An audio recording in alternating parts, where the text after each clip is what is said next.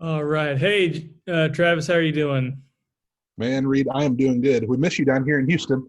I know I miss seeing you. I almost called you James, even though I know that's not your like what you go by, but I Right. just I read it on the Zoom call. Well, that's what people, if they're in class with me, that's what the teacher's going to call me because I usually forget to change it. So, Oh, that's funny. Yeah. James Brown. There we go. Wow, love it. So we have with us today Travis Brown for another installment of kind of our student highlights. We still don't have a name for this. Maybe at some point I'll come up with an official title. I think kind of student highlights is catchy. So, go with Yeah, that. yeah, we might have to. We'll make shirts and all that stuff. So, Travis, just kind of intro basic stuff. Tell us where you are, tell us about your family and what you're currently doing in ministry or just in work. Sure. So, we are northwest of Houston in a little town called Magnolia. That's where we live. I live with my wife and our two boys and my wife's elderly aunt and uncle Hmm. and two cats and a fish, and sometimes random animals we catch in the yard. But anyway, um, so we are serving with the Spring Creek Church of Christ in Tomball, Texas, which is a little closer to Houston than our home. But we've been there for a little over 3 years, um, and served in Ohio for about 20 years before that, with the Cross Point Church in Franklin, Ohio. So we really love it here. Have really gotten used to Southern hospitality, uh, and what it means to be a Texan, which I'm still trying to figure that out. But we Does really anyone love, really know what that means? yeah, no, I guess not. Um, but we really love working with the Spring Creek Church here. They've really become our family, so we're appreciative of that. That's so good to hear. I met Travis when I was living in Houston doing youth ministry, and I love the work you're doing with that youth ministry. I know they're in good hands for sure. So this kind of goes into our next question, Travis. What has you most excited about ministry or church? It could be Spring Creek or just kind of the church as a whole. What makes you excited to be doing ministry right now? Man, to think of church as a whole, I don't know that I can do that right now. Yeah. It has got me, Good. yeah, it's got me in tunnel vision right now with thinking about how we can be doing what we're doing better or more effectively. I'm really stoked just about how many opportunities we have right now to reach into the community and serve. And it's not just a youth ministry thing; it's a church wide thing. It's really it's something that we have become about in the process. When I first moved here, we got here just before Hurricane Harvey hit, and we got a really quick introduction to how service minded the church is here, Yeah. and we're really seeing that blossom even more now. The specifically things like the pantry ministry that went from 1 day a week for a couple hours to 5 days a week, serving hundreds of families every week. I mean, it's crazy. But then also seeing the resilience of our families. Mhm. Um, we have a lot of families that are struggling just like everyone else. But we're trying to find ways to make sure that they find ways to connect with one another. So really love those opportunities, and relish this time. I don't know what it's going to look like after it's over, but I want to make sure that we're doing as much as we can to make the church stronger in the process. So Yeah, I think that's spot on. I think there's been a lot of things during this COVID craziness that have been strengths that have shown that I hope that we really latch onto and keep. And I think it's also probably shown some weaknesses that we can strengthen up. So yeah, I'm for sure. interested to see, when life gets ever back to normal, what that looks like and how the church can move on. So speaking of COVID, again, that's kind of what our worlds revolve around right now, no matter where we are. What keeps you spiritually and emotionally healthy?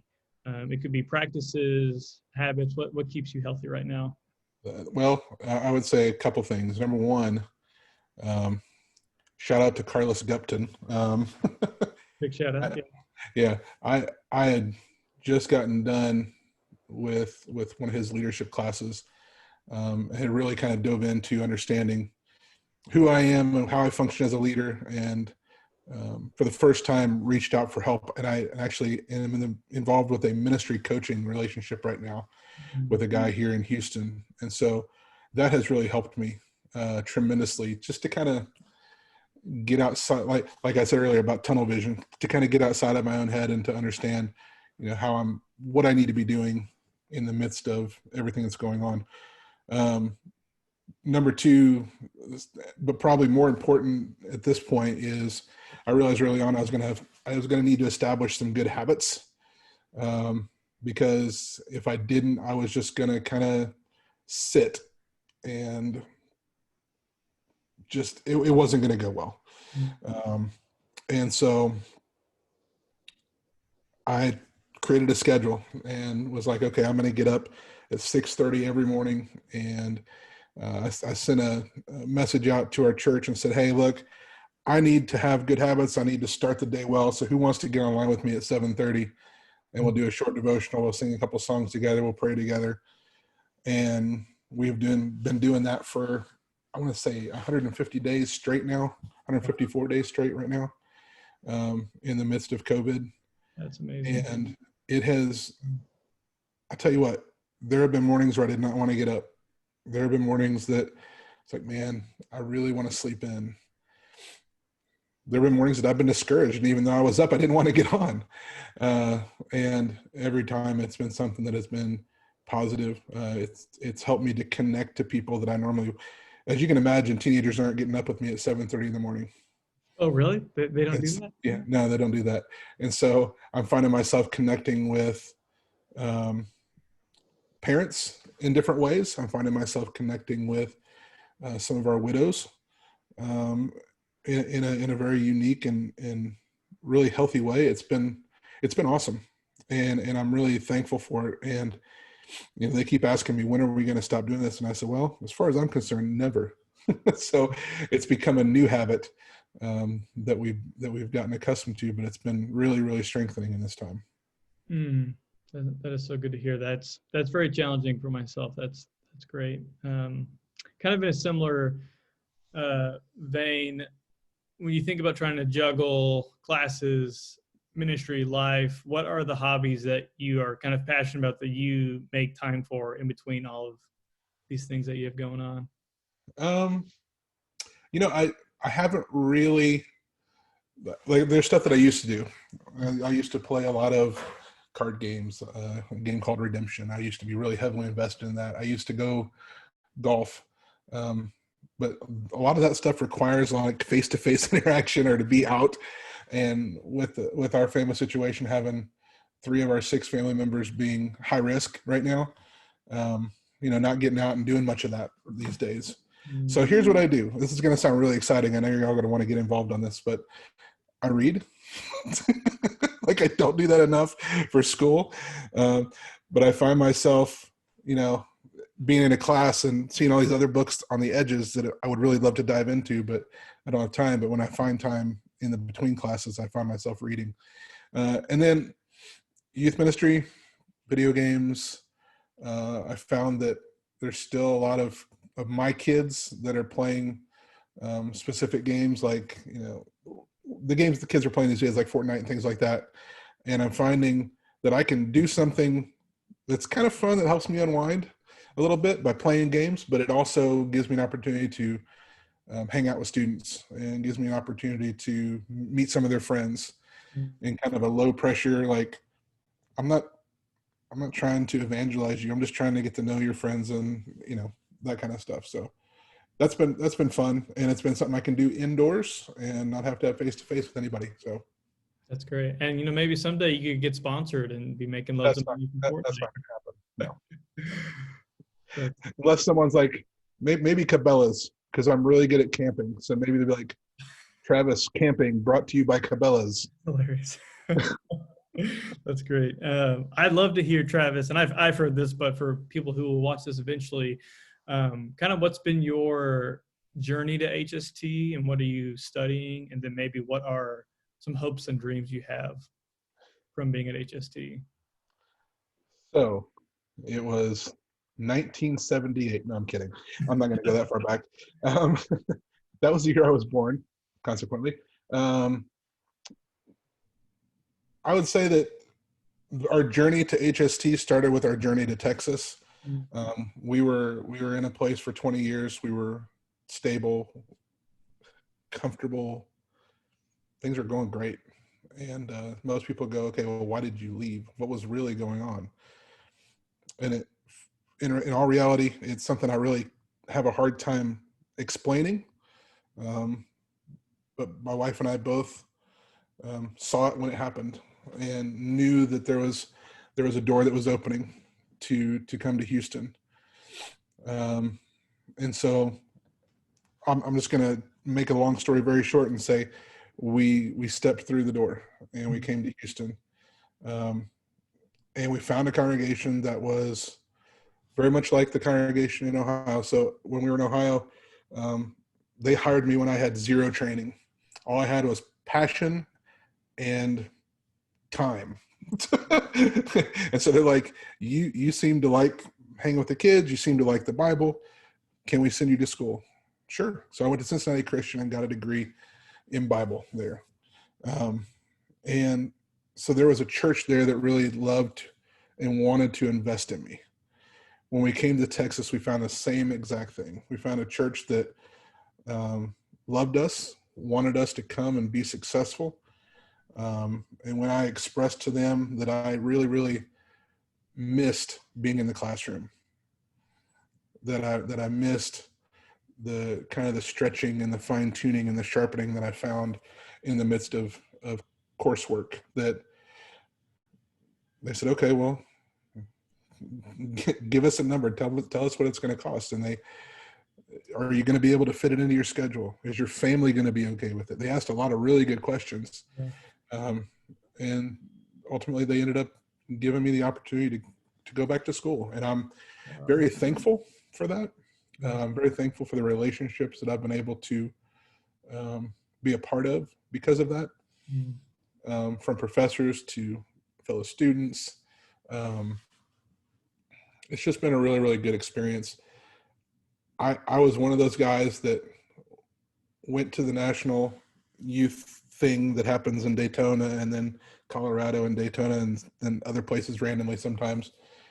And I would always find myself kind of milling around the HST table. And I wasn't just trying to get free stuff from Matt Carter. That was a bonus, but that was not why I was there. Because I was there and I was dreaming. I was ruminating about what it would be like to go back to school. And it was such a far off dream that I never thought it would happen. But the doors that opened and Spring Creek offering to be a part of that and sponsoring us to be able to go to school has just been a dream. And I'm thankful. I think that's the last word I'll give on that. Just thankful. That is so good to hear. Okay, one last question before we get to our exciting speed round. And this one is in hopes of exciting. Well, that's probably a stretch. And this question is really to try and encourage other students who might be struggling, but we would love to just hear, what's been challenging about balancing, ministry, life, family, and classes. What has been for you the most challenging part of all of that, while you're fitting in Fortnite and other things like that? Yeah. But yeah, just to be clear, that's like a couple games and then I log off because my son's like, hey, you want to play cards with me? Absolutely. I want to play cards with you. Yes. Exactly. I think the short answer is everything. Everything is hard. Everything is difficult. And I've been doing ministry for almost 25 years now. And it hasn't gotten easier. Like I had this image in my head back when I was, fresh in the ministry that, man, when I get older and wiser, things are going to get so much easier. And it's just going to be, man, that was such a lie. And the reality is the only thing that makes it better is being intentional. That's really the only thing that makes it better is understanding that it's hard and doing what you can to prioritize things, to try to not let your schedule control you, but to make time for things that matter. Yes. My primary ministry is my family. And man, has COVID given an opportunity for that? So much to the point where it's like, hey, you guys want to go outside? No, not with me. You guys go outside. But if we're not intentional, I'll back up. If I'm not intentional, I find that it's really easy to slip back into old habits that are unhealthy, and you know, everything. Yeah. Thank you. That is encouraging to hear. I appreciate that. Okay, now for the fun part. Now for Rapid the fire. fun. Okay, speed round. If you and we'll close with this. If you had to eat dinner with one person from the Bible besides Jesus, who would it be? And a quick sentence why. Okay. I would say Abraham, just Okay. because I want to hear his story. I want to hear, what was it like to take Isaac to the top of the mountain? Like, Uh, what happened? that's good. That's good. We'll move on. What has been the favorite book you've read? And you can do HST book or non-HST book. Uh, Probably Anatomy of Peace. Who's that by? Do you know off the top of your head? Well, it's created by the Arbinger Institute. It was one of the books that Carlos Gupton suggested we read, and it's just been, yeah, revolutionary. Good to know. I'm hopefully going to have a great book list by the end of doing all these. Okay, this is a fun one. Describe 2020 in one word. Opportunity. That's good. I like that. Favorite movie of all time. Tommy Boy. Right. What do you love most about your city? It's Houston. Food. Oh, yeah. Oh man, don't remind me. Don't remind me. That's good. Great. Well, you passed. Those are all the correct answers that you needed to say. Right. There you go. Travis, it has been a blessing to get to see you again and talk. And I hope that for those watching later on, that they are blessed just to get to know you and hear your story and share some of your wisdom that you've given us today. Good to see you, brother. Yeah. I'll see you. Bye. Have a good day. Bye.